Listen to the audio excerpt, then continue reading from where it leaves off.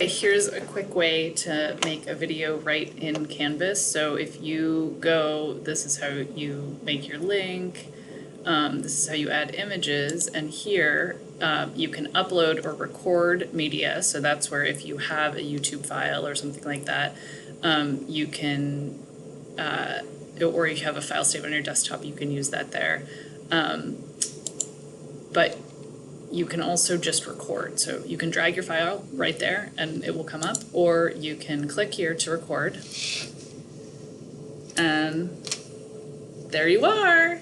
And then you just click start recording and you can record just your webcam or use just your mic.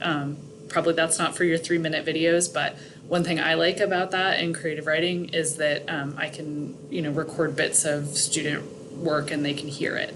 So that's how you can use this tool, and it's really easy. So you just click start recording, it gives you a countdown, and then you say, hi students, this is really fun, great, we're gonna have so much fun this week, blah, blah, blah.